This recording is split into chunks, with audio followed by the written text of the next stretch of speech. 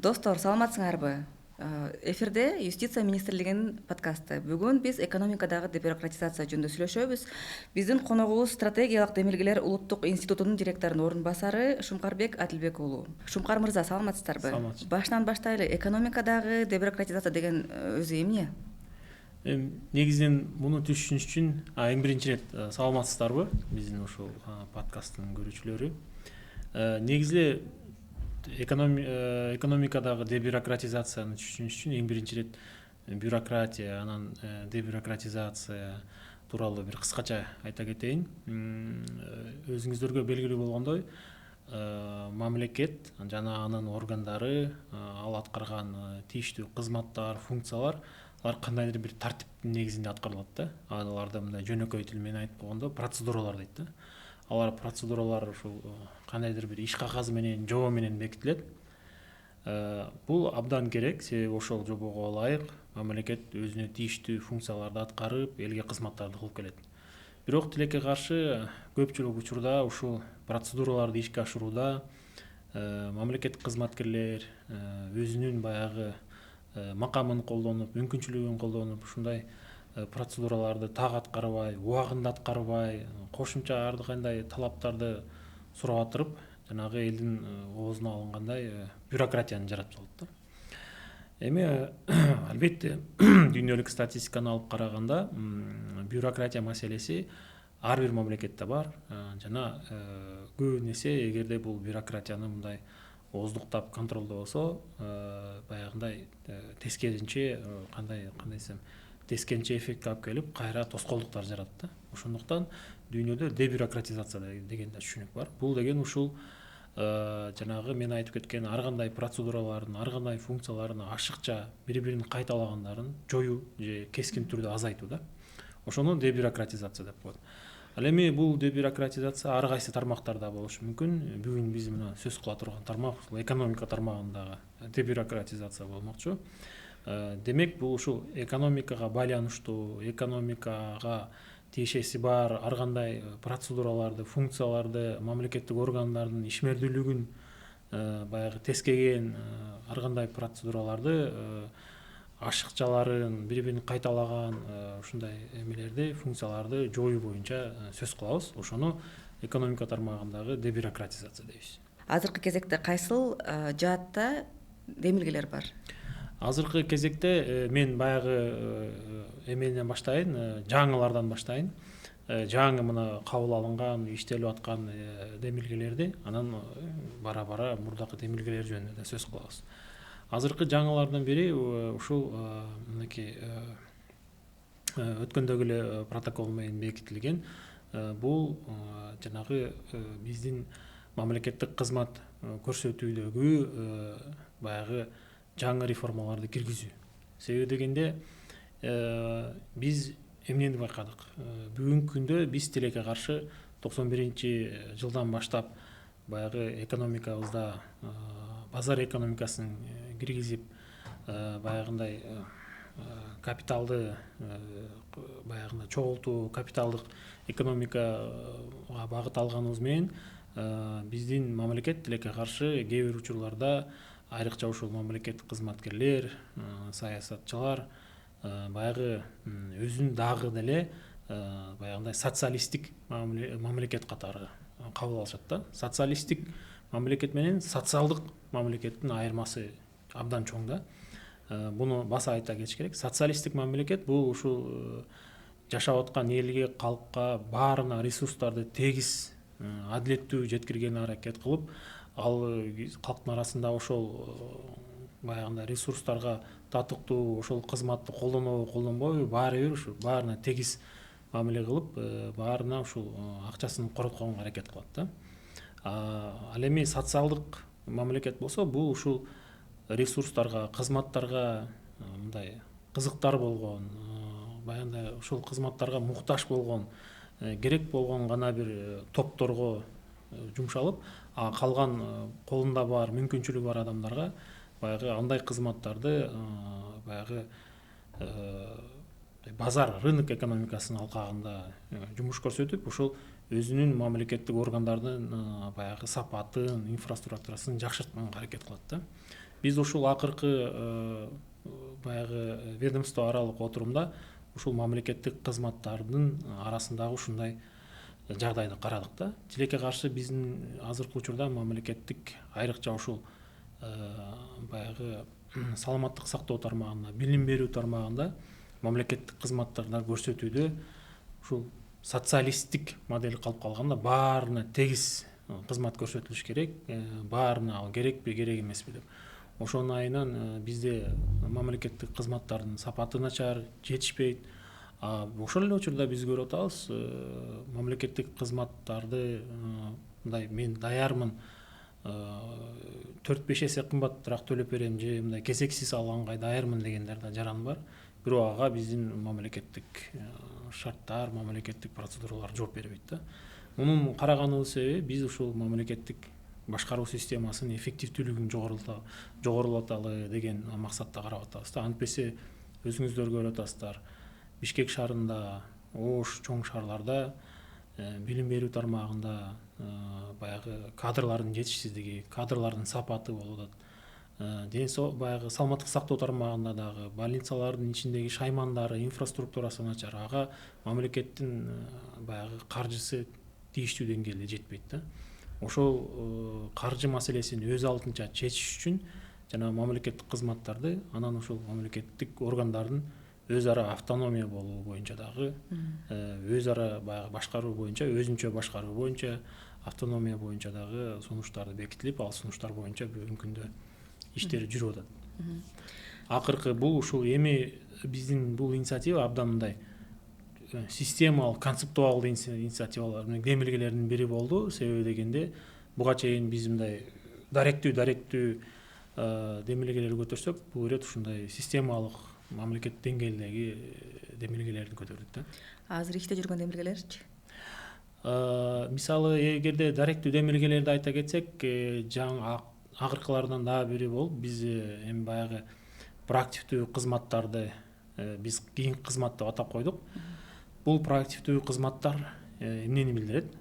Биз баягы мамлекеттик органдар менен сүйлөшүп, анализин алкагында байкасак, бизде тилекке каршы бүгүнкү күндө эгерде сен мамлекеттик органга заявление, мындай арыз менен кайрылмайынча сага кызмат көрсөтүлбөйт да. Мындай ал деген реактивный метод деп коет. Сен арыз менен кайрылдың, анан сага кызмат көрсөтөт. Биз муну өзгөртөлү деп атабыз. Дүйнө жүзүндө бул кеңири тарап атат. Мамлекет сенин арызыңды күтүп отурбайт.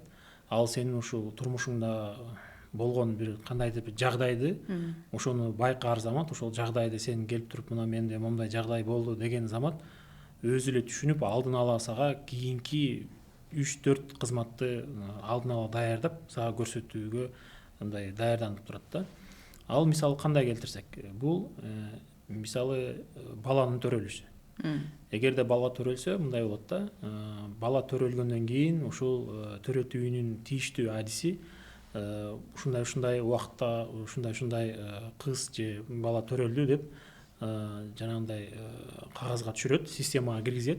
Системага киргизер менен эле ошол эле больница, ошол эле жанагы сүйүнчү акча төлөмү, ошол эле мектеп, бала бакчага чейин тийиштүү мамлекеттик кызматтарды алдын ала даярдап коет да, ошол балага.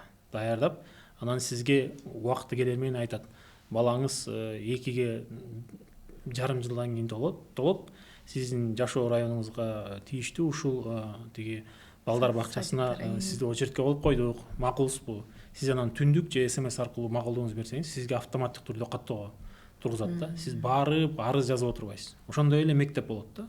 Ошону проактивдүү кызматтар деп коет. Мамлекет алдын ала сизге баягы өзүнүн кызматтарын даярдап берүүгө даярдык көрүп турат да. Будан тышкары дагы бир кызыктуу демилге бар. Компанияны жабуу же жеке ишкердикти токтотуу. Негизи бул маселе Кыргызда башынан эле кыйын болчу. Бул тарапта эмне өзгөрүүлөр болуп жатат?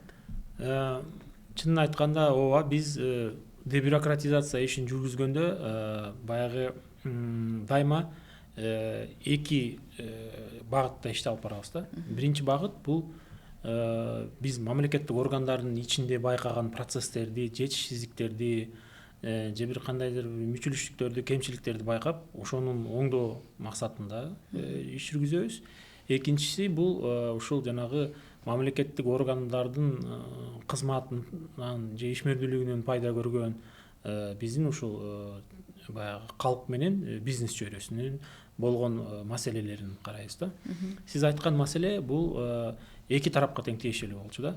Биз көптөгөн мамлекеттик органдар түзүлүп, анан жабыла турган болсо, жабылуу процесси созулуп, 6 ай, 1 жыл болуп кетет. Ошол эле эгерде бир жөнөкөй ишкер баягындай жеке ишкер ИП ачса же болбосо компания ачса, анын жабылуу процесси дагы 1 жыл, 2 жыл болуп кетчү да буга чейин. Анан бул маселе боюнча көптөн бери баягындай ойлонуулар жүрүп, анан мына дебюрократизациянын алкагында тийиштүү мыйзамдарга өзгөртүү кирди. Эми мындан ары компанияларды жабуу бат болот жана оңой болот. Сиз арыз менен кайрыласыз. Арыз менен кайрылгандан кийин өзүңүздөргө белгилүү болгондой салык кызматы 1 айдын ичинде өзүнүн текшерип, өзүнүн жыйынтыгын бериш керек.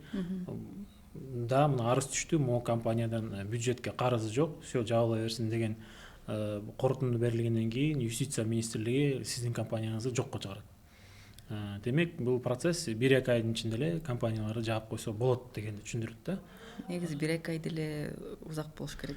1-2 ай эми биз мындай запас менен айтып атабыз, бирок менимче бир 2-3 жуманын ичинде чечиле турган маселелер болушу мүмкүн. Себеби дегенде баягы элде жанагы 0 менен иштеген компаниялар бар, алар бат эле жабылып калышы мүмкүн. Себеби эч кандай оборот болбогондуктан кийин салык кызматынын корутундусу да бат болот.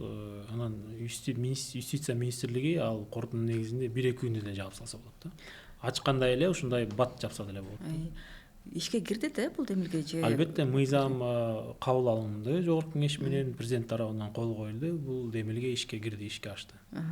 Негизи реформа ишке киргенден кийин дагы изилдөө жүргүзөсүздөрбү же ошо менен токтоп калабы? Жок, бул эми мен дагы баягы көрүүчүлөргө маалымат катары айта кетейин. Дебюрократизация жана мамлекеттик башкаруунун эффективдүүлүгүн жогорулатуу боюнча указ азырынча 31 декабрга чейин иштейт. Азырынча белгисиз муну узартабы. Бул указдын алкагында НИСинин директоруна министрлер кабинетинин төрагасынын орун басары деген макам берилген. Бул ушул 31 декабрга чейин гана иштейт. Андан ары белгисиз. Бирок бул указ өз жумушун токтоткон күнү дагы биздин ушул НИСинин уставына дебюрократизация боюнча жана мамлекеттик эффективдүүлүктү жогорулатуу боюнча демилгелерди даярдоо деген функция кирген. Демек, бул реформалар улантыла берет да. Суроомду түшүнбөсөңүз керек, ошо реформа киргенден кийинчи, мисалы үчүн могу жеке компанияны жоюуда ишке кирди. Ишке киргенден кийин 1-2 айдан кийин силер буну мониторинг кыласызбы деген сөз да. Ошо иштеп жатабы, жакшы иштеп атабы, жаман иштеп. Бул кайсы гана мыйзам болбосун, ал мыйзамды кабыл алынгандан кийин ошол мыйзамды иштеген мамлекеттик орган сөзсүз түрдө мониторинг жүргүзөт. Бул ошол эле юстиция министрлиги мониторинг жүргүзөт, салык кызматы мониторинг жүргүзөт. Бул сөзсүз турган иш да. Түшүнүктүү. Эгер курулуш сферасына кирсек, бул тармакта кагаздын көбү белгилүү негизичи. Анан кийин бул жакта кандай иш-чаралар жүрүп жатат, демилгелер болуп жатат? Негизи жана мен айтып кеткендей, курулуш тармагындагы маселелер боюнча биз ушул бизнес компаниялардан, негизи ушул бизнес өкүлчүлүктөрдөн абдан көп сунуштарды алганбыз. Ал ушул жанагы уруксат кагаздарынан баштап, ошол эле бир жанагы бир жагдайды курулушка уруксат берүү же курулушту өзгөртүү ошого окшош тиешелүү сунуштар болчу. Алардын баарын карап чыгып, мисал катары айта кетейин, бул биздин мындай азыр өз баягы көпчүлүк электромобилдерди колдонуп калды. Бирок ошол электромобилдерди жана кубаттоодо, заряд алууда кубаттоо станцияларын орноштуруу бир топ маселе жаратчу экен да. Эгерде мындай жөн койгондо созулуп кетип 6 ай, 7 ай кетчү экен да. Бул абдан көп биздин оюбузча. Анан бул боюнча дагы тийиштүү жумуш топторду түзүп, тийиштүү мамлекеттик органдар менен чогулуштарды өткөрүп, талкуулап маселелерди, анан ушундай бир чечимге келгенбиз. Ушул дебюрократизациянын алкагында курулуш министрлиги атай приказ чыгарган. Ошол приказдын негизинде бүгүнкү күндө ушул кубаттоочу станцияларды бир орточо эсеп менен 1 айдын ичинде орнотууга мүмкүнчүлүк түзүлдү да. Баягы орнотуу убактысы кыскарды. Андан сырткары баягы бүгүнкү күндө дагы ушул жанагы курулуш министрлиги өз алдынча ушул дебюрократизация алкагында жумуштар жүргүзүп, жанагы турак жай комплекстерин ишке киргизүүдө, турак жай комплекстерин мисалы жана жылытуучу, мындай жарык берүүчү жана башка ушундай коммуникацияларга туташтыруу боюнча мындай бир топ кыйынчылыктар бар болчу. Көптөгөн процедуралар ошолордун баары кыскарып, бүгүнкү күндө дагы алар дагы жеңилдеп, мындай кыскарып, мындай жакшы шарттар түзүлүп калды да. Экологияга туура таасир эте турган чаралардын бири экен да. Экологияда маселеси бар. Экология маселесинде дагы өзүнчө демилгебиз бар. Бул акыркы ушул ведомство аралык комиссияда да кабыл алынган. Бул мисалы көрөрмандарга белгилүү болуш үчүн ведомство аралык комиссия бул биздин ушул министрлер кабинетинин төрагасы өзү жетектеген комиссия. Ушул жерде ушундай дебюрократизацияга байланыштуу демилгелер кабыл алынып, анан чечимдерди дагы мониторинг жүргүзөт да. Премьер-министр өзү контролдойт. Биз мурункуда момундай демилгелерди колдодук эле, кана кабыл алдыңарбы, мыйзам иштелип чыктыбы же токтомдор кабыл алынды, токтомдор болсо киргизгиле, мыйзамдарды жогорку кеңешке киргизгиле деп баягы ушундай тыкыр көзөмөлдө, себеби бул иш боюнча президенттин да көзөмөлүндө, ошондуктан бул жакта ушундай комиссияда чечимдер кабыл алынат. Ушул жанагы акыркы комиссияда дагы ушул экологиялык экспертиза боюнча да маселе көтөрүлүп, экологиялык экспертиза менен баягы экологиялык экспертизанын убактысын кыскартуу боюнча, анан ошол экспертизага тиешелүү, экспертизага керектүү болгон документтердин санын азайтуу боюнча демилге көтөрүлүп, жактырылып, ал боюнча да жумуш жүрүп атат. Бул демилге мамлекетке, жарандарга кандай таасир этет? Бул биринчиден бизнеске жакшы шарт түзөт. Себеби дегенде ушул экологиялык экспертизаны жүргүзүүдө азыркы окшоп 6 ай 1 жыл эмес. Мисалы экологиялык экспертизага сөзсүз түрдө ушул биздин Илимдер академиянын АОКтун тийиштүү баягындай илим изилдөөчү институттарына кайрылыш керек, эксперттерди күтүрүш керек, ал отпускага кетип калат, ооруп калат же командировкага кетип калат, то есть бизнестин убактысы кетип калчу да. Азыр андай болбойт, бир аз жеңилдетип, убакыттарды кыскартып, биз бизнес мындай иш аракет жүргүзүүгө жеңилдиктер түзүп атабыз да. Экспертизаларды күтүү деген маселеге кайрылып кетсек, археологиялык маалыматтагы негизи бир экспертизалардын бири болсо керек. Бул мындай караганда жөн эле бир кагазда көрүнсө дагы ушунун айынан көп долбоорлор токтоп калчу убагында. Эми бул процессти тездетүү үчүн кандай чаралар көрүлүп атат, кандай өзгөрүүлөр кирип атат? Мен жана айтып кеткендей, бир эгерде биздин Кыргызстанда бир кандайдыр бир завод фабриканы сала турган болсок, анан эми биз тоолуу өлкөбүз да. Өлкөбүздүн 94% тоолуу. Анан баягы түз ушул фабрика, жол салуу үчүн жерлер аз. Анан кээ бир учурларда жанагы айдоо жерлер, талаа жерлерди жанагы статусун өзгөртүүгө туура келет да. Мисалы айдоо жерлерди, талаа жерлерди баягы өндүрүш жерлери деп которуш үчүн атай өкмөттүн токтому керек. Анан ошондой которуп атканда бизде сөзсүз талап бар болчу.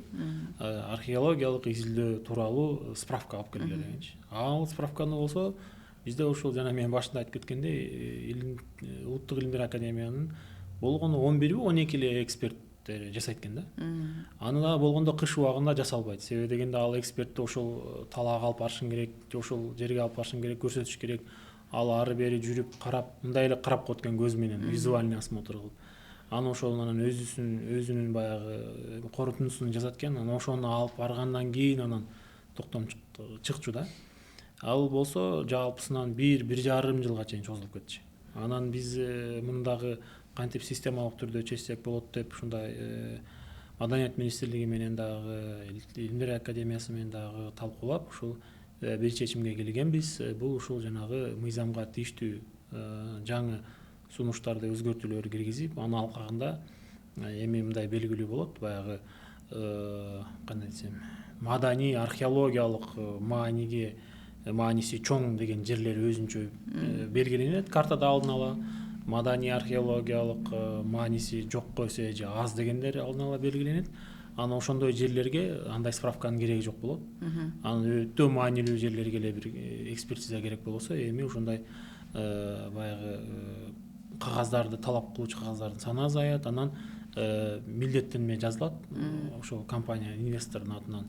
Эгерде ушул курулуш иштеринде бирдемке пайда болуп таап кала турган болсо, мен курулуш иштерин токтотуп, ушу тийиштүү эксперттерди алып келип, археологиялык карап, андай тийиштүү процедураларды жүргүзүп берем деп.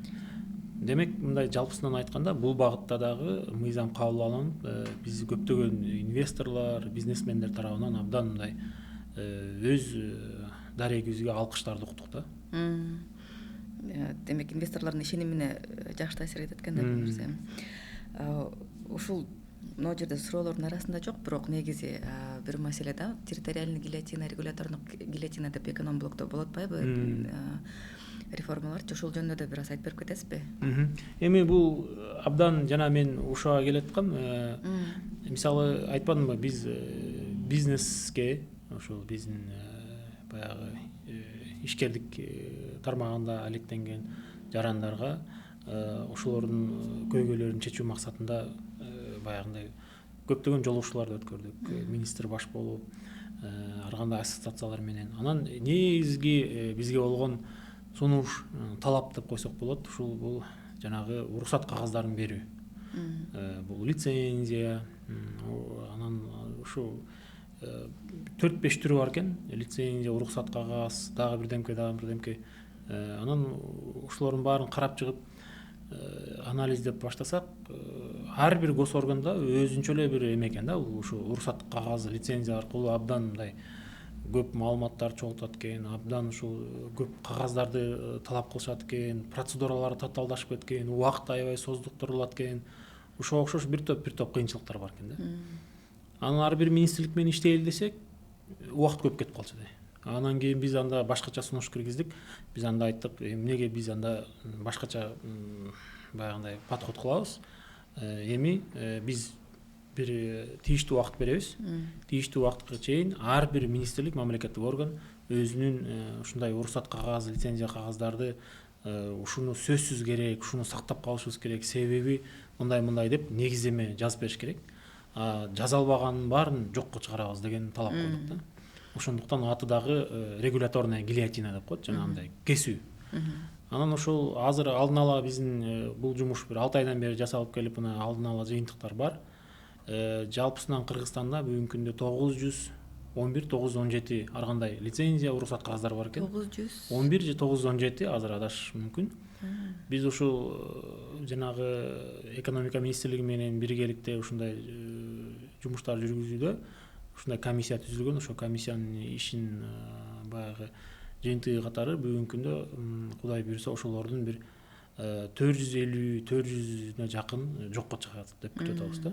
40-45% чейин кыскарат деген. Бул демек бизнесте өз бизнес менен алектенген адамдарга жеңилдик да. То есть мындай кайра эле ошо ар кандай кагаздарды чогултуп жүрмөй, кээ бир жумуштарды мындай бир эле уруксаттын негизинде же бир эле лицензиянын негизинде ушундай ишкердүүлүктү жүргүзсө болот деген. Бул жерде ушул документтердин саны гана каралабы же анын мазмуну да каралабы? Мазмуну да каралат да. Сөзсүз ошол комиссия ошон үчүн көп убакыт коротtu да. Ар бир кагаз, ар бир уруксат кагазына керек болуучу кагаздарды, мындай шарттарды баарын карап чыктык да. Эмнеге муну сурап атасыңар? Бул актуалдуулугун жоготкон.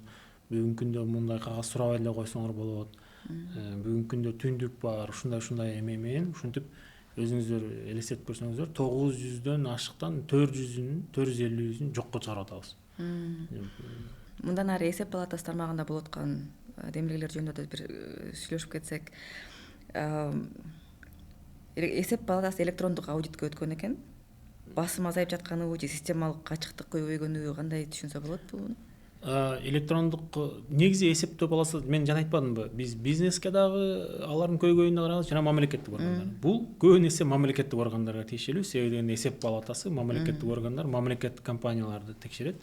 Анан ачык эле айтыш керек, мындай кандай десем, ушундай бир кандай десем, бир бизге кайрылуулар болгон, сунуштар болгон, бизде ушул текшерүү процедурасы биз түшүнбөй калып атабыз, кээ бир кыйынчылыктар бар, ушундай бир ар кандай сунуштар болгон. Ошонун негизинде биз эсептөө палатасы менен дагы сүйлөшүүлөрдү жүргүзүп, анан өз сунушубузду бергенбиз. Биздин сунуш жана сиз айтып кеткендей ушул электрондук аудит ооба башталганы менен бирок аягына чейин мындай толук түрдө кирген эмес. Баягы дагы нелеси ошол биздин эсептөө палатасы барып кагаздарын менен текшерип, баягындай ошол жерде отуруп мамлекеттик органдарда, андан сырткары бизде дагы көйгөйлөрдүн бири болгон, нараазычылыктардын да бири болгон, ошол текшерүү органдарынын биринин артынан бирин келген болгон да. Мисалы эсептөө палатасы келсе, анын артынан бир ай өтпөй эле, 2 ай өтпөй эле генералдык прокуратура келет. Генералдык прокуратура кетсе, кийинкиси келет. Анан биз ошол атай өлкө жетекчилигине сунуш көтөрүп, ушул бирдиктүү бир системага келтирели, эгерде электрондук аудитти толук кандуу киргизели, жанагы эсептөө палатасынын стандарттарын эгерде кабыл алынса дагы жакшырталы, жакшы баягындай мындай айтканда элге жеткиликтүү болсун үчүн, ачык айрым болсун үчүн деген максатта электрондук аудитти сөзсүз киргизели. Анан кийин жанагы тобокелчиликтин негизинде текшерүүлөр жүргүзөлү, мындай жапырт эле бара бербестен баарына электрондук аудит киргенден кийин ошол аудиттин системанын негизинде карап, могу мамлекеттик органдан тобокелчиликтер бар экен, себеби мындай сигналдар түшүп атат, риск ориентированный подход деп коебуз. Ошонун негизинде иштеш керек деген баягындай тапшырмалар коюлган. Бүгүнкү күндө ошол указды ишке ашыруу максатында тийиштүү мыйзам долбооруна өзгөртүүлөрдү киргизүү боюнча иштер жүрүп атат, тийиштүү жумуштар болуп атат да. Эгер мен сизди туура түшүнсөм, келечекте бул налоговый аудит ушуну бир приложение, бир портал болобу же кандай? Жок, портал бүгүнкү күндө мындай негизинен бар, эсептөө палатасы менен каржы министрлиги. Каржы министрлигинде ички аудит деген бар, электрондук аудит бар, бирок ага кошулуп ошол текшерүүлөрдү электрондук түрдө жүргүзүүнү биз талап кылып атабыз да. Адам барып отурбастан, алаксытпай бухгалтерди кагазын гана мына деп отурбай эле, себеби бүгүнкү күндө биз баарын аракет кылып атабыз да, электрондук форматка өтсүн, базаларда болсун. Аудитор ошол өзүнүн кабинетинде отуруп эле текшерип коет, бул компания отчеттору жакшы экен, анан бирок кээ жерде тобокелчиликтер бар экен деп, анан ошол өтө чоң тобокелчилик болсо өзү да барып отурбай, башка бир мисалы инспектор тийиштүү органдарга кабар берип коюшу мүмкүн, мына барып текшерип койгула, же болбосо уруксат алып өзү мындай кандай десем, мындай көйгөй жараткан атай ушундай ишканага барышы мүмкүн да, адрестүү даректүү текшерүүлөр болот. Бизнес үчүн жеңилдик болот экен. Бул мамлекеттик органдар үчүн жеңилдик. Бизнес үчүн да жеңилдик, булам текшерүү келбейби? Ооба, албетте да бар. Бул дагы өзүнүн баягы жакшы пайдасын берет деп ишенип отурабыз. Территориалдык гильотина дегенде биз эмнени түшүнөбүз? Биз өзүңүздөр билесиздер, азыр анализдин үстүндөбүз. Биздин өлкөдө баягы ар кандай башкаруунун деңгээлдери бар. Республикалык деңгээлде мындай борбордук аппарат башкаруу, анан региондо мисалы кээ бирлерде областтык деңгээлде башкаруу бар, кээ бир мамлекеттик органдарда, кээ бир мамлекеттерде райондук деңгээлдер бар. Анан биз караштырып көрсөк, кээ бир мамлекеттик органдарда областтык башкаруу менен региондук, райондордун башкаруусу бири-бирин кайталайт экен да, дублирование экен да. Анан мисалы мен азыр эсте албай атам, бирок мисалдар бар. Ал бул ошо билим берүү тармагында мындай биз байкагандай, мурда облоно деген түшүнүк бар болчу. Ошол облононун атын азыр методикалык усул бирдемке башкарма деп коет. Негизи Гарано, Аблано деп. Ошол областтык деңгээлде да бар экен, анан райондук деңгээлде да бар экен да. Бирок областтык деңгээлдеги мекеме бир мындай усулдук методикалык камсыздоо менен эле алектенип, мындай башкаруу же бир мындай ушул сапатын текшерүү андай же ушул негизи ушул билим берүү тармагында эффективдүүлүгүн жогорулатууга катышууда төмөн экен да. Ошондуктан ошондой бүгүнкү күндө анализ кылып атабыз. Эми анализдин жыйынтыгы менен дагы өз сунуштарыбызды беребиз да.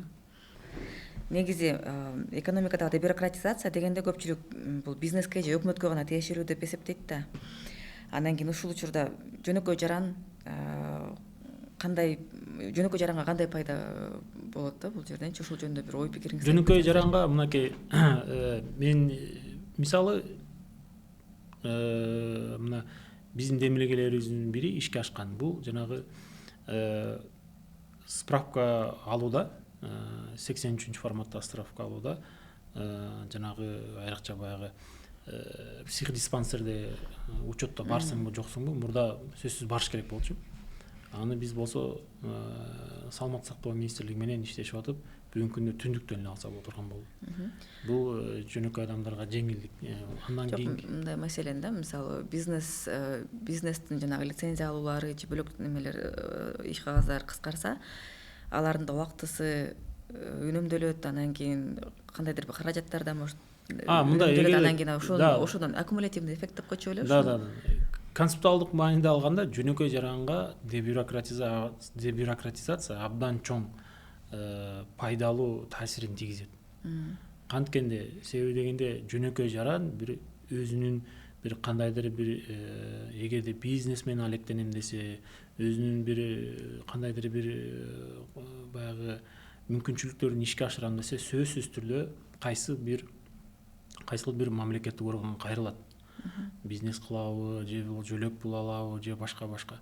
Эми элестетсеңиз, ушул мамлекеттик органга кайрылганда сизди улам тиги кагазыңы алып кел, бул кагазыңы алып кел, эртең кел, бүрсүгүн кел, анан бул жок экен, тиги бул деп мындай улам создуктурбай, сизге келгенде так жана туура кызмат көрсөтсө, сизге кандай мындай жакшы, кандай десем мындай маанайбул тартуулайт, жакшы жыйынтык берет да сизге, жумушуңуз бат жүрөт.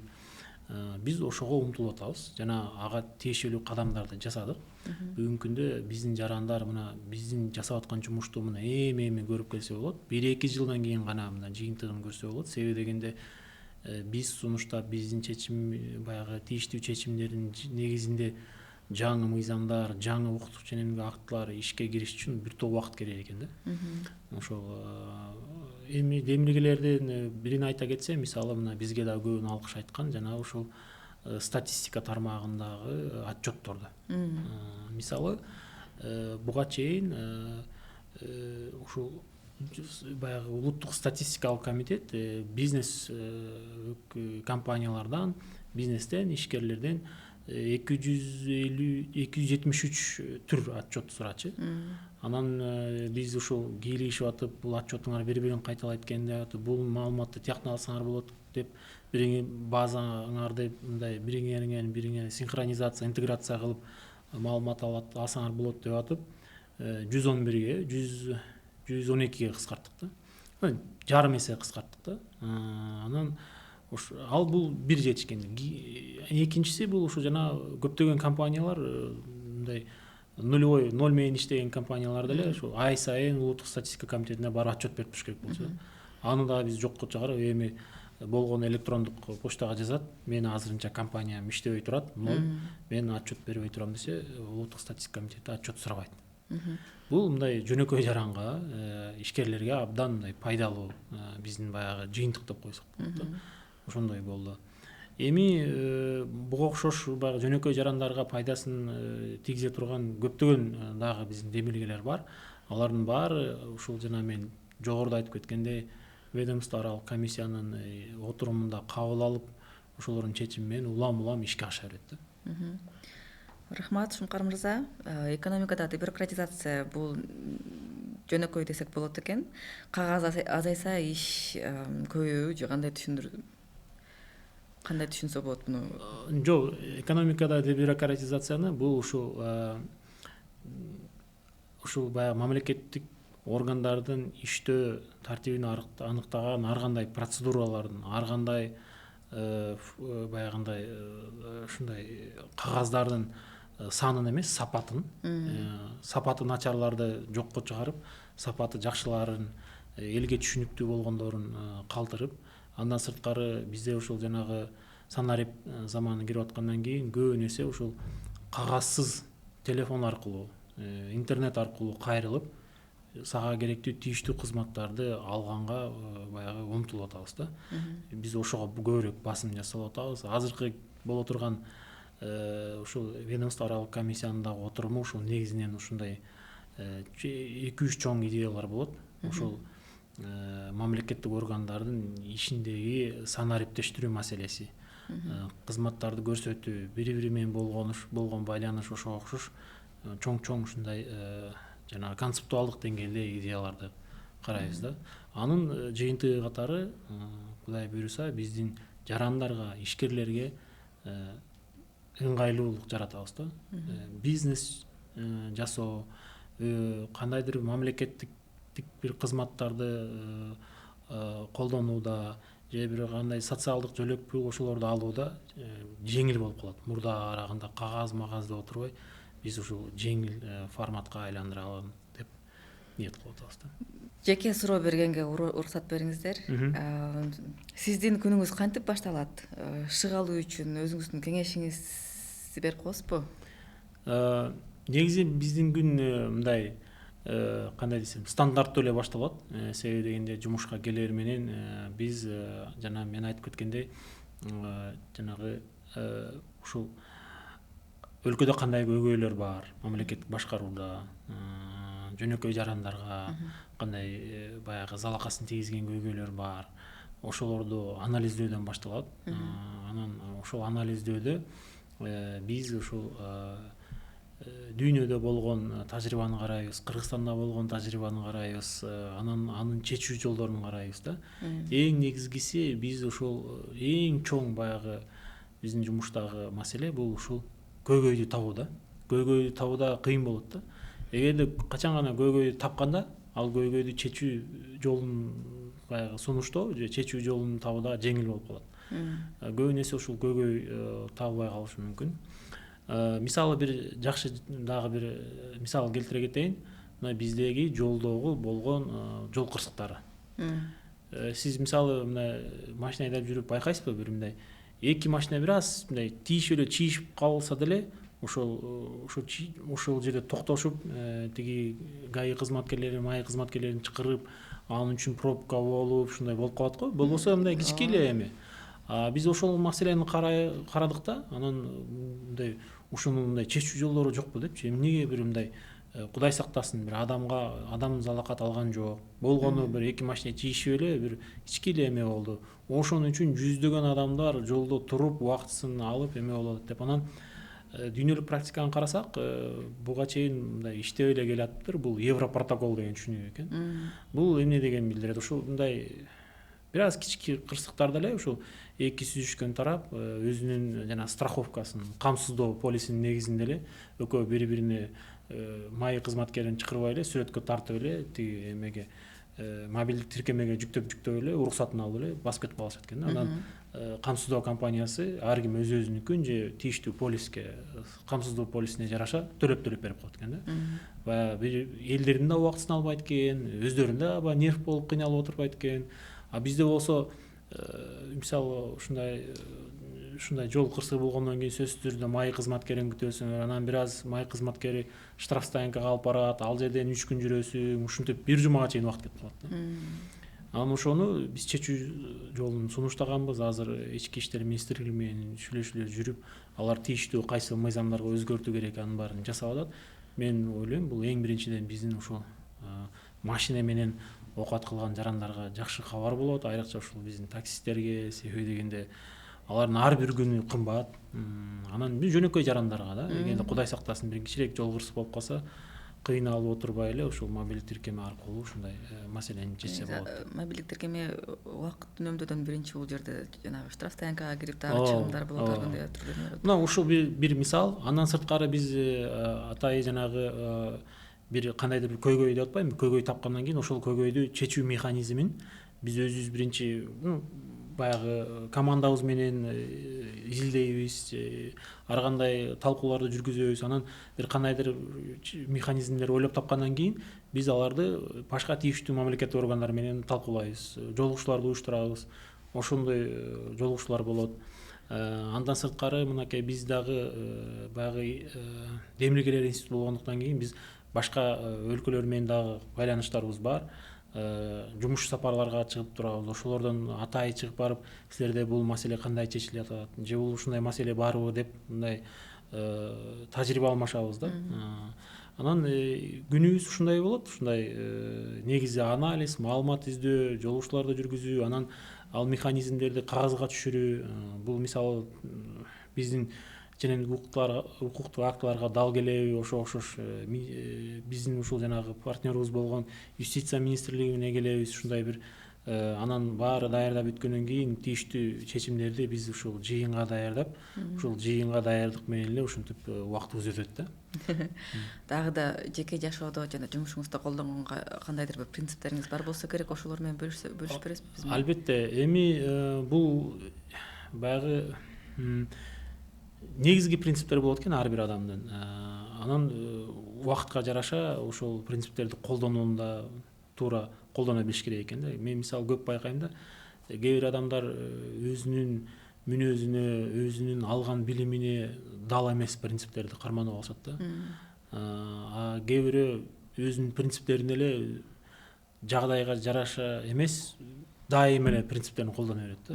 Жашоо андай эмес экен да. Анан менин баягындай кандай сиз айтпадыңызбы, шыктандырган же кеңеш, мен мисалы өзүмдүн тийиштүү принциптерим бар. Бул ушул кайсыл гана жумушта иштебесең, ошол жумуштан сен жок дегенге ушул сен иштеп аткан мекемеге же баягы андан да жогору элге пайдаң тийиш керек дегенчи. Мындай жыйынтыктуулук деп коелу кыргызча, результативность. Болбосо сен ал жерде иштеп кеткениңдин мындай мааниси эмнеде да. Ошондуктан кайсыл гана жерде иштебейин, мен сөзсүз түрдө ошол компаниянын же ошол мамлекеттик органдын жыйынтыгы жакшырыш керек. Анан ошол мамлекеттик орган башкага элдерге пайдасы тийсе, көбүрөөк пайда тийгенге аракет кылыш керек депчи. Ошондой принцип бар. Анан албетте бул принципти кармануу, аткаруу абдан кыйын. Себеби дегенде сенин бул принциптериң ишке ашууда сенден бөлөк мамлекеттик органдардан көз каранды болуп калышы мүмкүн. Сенден бөлөк башка компания, адамдардан көз караштуу болуп калышы мүмкүн. Ошондуктан алардын дагы оюн туура кабыл алып билүү, коммуникация жүргүзүү, алардын аргументтерин угуп билүү, ушундай бүгүнкү күндө ушундай мен бир мындай баягы шыктандырган нерсе ушул баягы эме деген бар, мындай кыргызчасын билбейм, вызов, чакырык да. Ушул кандайдыр бир маселени чечүү мен үчүн абдан мындай мени шыктандырат да. Мен деле ушул бул несие эгелерден мурда ушундай мен үчүн дагы ушул бюрократия маселеси менен күрөшүү, жарандарга шарттарды жеңилдетүү мен үчүн бул чоң чакырык болгон да. Кантсе жеңилдетсе болот, кантсе оңдосо болот дегенчи. Анан мен үчүн ар бир күн өзүнчө чакырык, өзүнчө бир ойлорду жүргүзөбүз. Анан дагы бир кеңеш, азыр айрыкча мамлекеттик кызматкерлерге мен өзүмдүн жумушумда мындай аябай мындай олуттуу деңгээлде мындай жасалма интеллектти колдоном. Бул баягындай эмес, көнүп калган мындай бул кандай, тиги кандай эмес. Жасалма интеллектти туура колдонгон адам өзүнүн мүмкүнчүлүктөрүн көбөйтө алат да. Бирок туура колдонгон кандай деген? Бул деген эң биринчи ирет сен жанагы маселени өзүң түшүнүшүң керек, маселени билишиң керек. Бул маселенин себеби эмне, бул кантип чечилет, же болбосо бул маселени чечүүдө эмнени колдонуш билиш керек. Ошону билгенден гана кийин сен жасалма интеллектке туура суроолорду берсең, ал сага туура пайдалуу жоопторду бере алат, же болбосо туура пайдалуу мындай изилдөөлөрдү бере алат да. Кээ бир убакта туура багытта бериш керек. Туура багытта. Бизде болсо мисалы жөнөкөй тил менен айтканда жасалма интеллектке мен 2 айда байыгым келет, анан все жумуш иштегим келип атат, мындай идеяны таап бер, айлыгы 500 000 болсун деген ушундай мындай өтө жеңил суроолор болсо, жасалма интеллект дагы жеңил жооп берип коет. Себеби дегенде ал тирүү жан эмес, ал сенин мээңдеги каалоолоруңду окуп билбейт, ал болгону алгоритм. Алгоритм болсо, ал кандай суроо берсең, ошого жараша суроо берип коет да. Эгерде сен канчалык мындай кеңири, канчалык так, тармагы туура мындай жакшы системага түшүрүлгөн суроолорду берсең, сага ошончолук туура жоопторду берет да. Ошондуктан биз дагы жанагы ушул жасалма интеллектти туура колдонуу менен көп бизге жеңилдик болуп калды деп атканым, жана мен айтып атпаймынбы, эгерде биз бир көйгөйдү чечүүдө идеяларды ойлонсок, мурда биз аны интернетке кирип, ар бир мекеменин сайтын изилеп, азыр болсо так жана туура бат жооп алабыз да. Бул жерде мындай экен, бул өлкөнүкү мындай экен, бул жерде мындай болчу экен.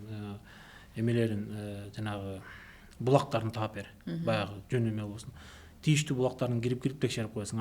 Мисалы, бул эл аралык мекеменин отчету, анализи болгон экен, бул белгилүү авторитеттүү компаниянын отчету экен деп мындай ынанып, анан анализиңди улантып кетсең болот. Ушундай мен ушул айрыкча жаш мамлекеттик кызматкерлерге ушундай кеңеш. Негизи биздин пресс-службага бир мастер-класс берип кетишиңиз керек экен. Буну колдонуу боюнча. Дагы бир суроо жаралды да. Бюрократия менен күрөшүп отуруп, өзүңүз деле бюрократияга туш келсеңиз керек да. Ооба. Деги эле бирдемелерни жылдырыш үчүн канчадыр бир мекемеден өтөсүз, канча иш кагаздардан токтотот сиздерди. Ошондой учурда кандай чара көрөсүздөр? Көңүлүңүз кандай болот, чара кандай көрөсүздөр? Бул жерде мен жана айтып кетпедимби? Мен туура кабыл алам да, себеби дегенде мен бир жерге барып башка мамлекеттик органдардын кызматын алайын дегенде, ал жакта ушундай бюрократияны байкаганда мен биринчи ирет мен түшүнөм да. Демек, бул ушул мамлекеттик органдарда ушул процедуралар мурда жазылган боюнча калыптанып калган, ушу баягы ал мамлекеттик органдын кызматкери дагы бир тийиштүү процедураларын бир кандайдыр бир жоболордун негизинде иштейт да. Демек, ал жоболорду жеңилдетүүгө эч ким аракет кылган эмес.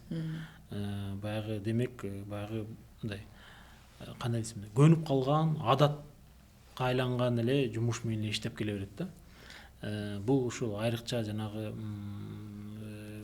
азыр эми андай азайып баратса керек, бирок кээ бир мамлекеттик органга барсаңыздар, ушул мурда көнүп калган эле по накатанной ушундай жумуш менен иштейт. Жеке өзүңүздүн көңүлүңүздү, өзүңүздүн сезимиңиздер жөнүндө суроо болчу да. Ошо эми мен ошо айтып келатам да, мен ошону көргөндөн кийин мен кандай ой келет? Демек, бизде ушул жанагы мен кандай ойго келем? Биздин элдин арасында, айрыкча мамлекеттик кызматкерлердин арасында ушул мен иштеп аткан ишти жакшыртсам болобу?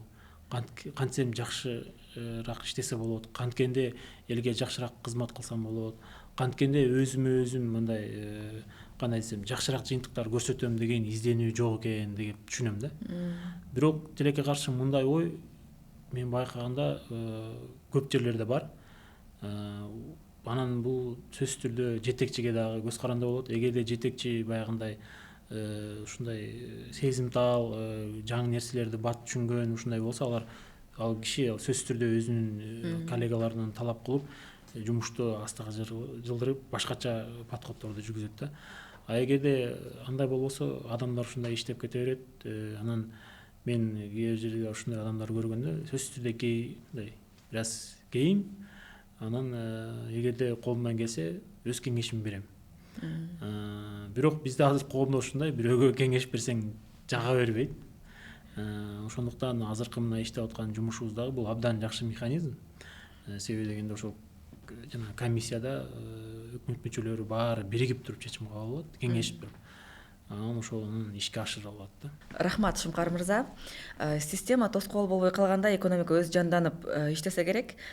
Бул Юстиция министрлигинин подкасты. Сиздер менен Шумкар Адылбекович жана мен Жылдыз Жороева болдук.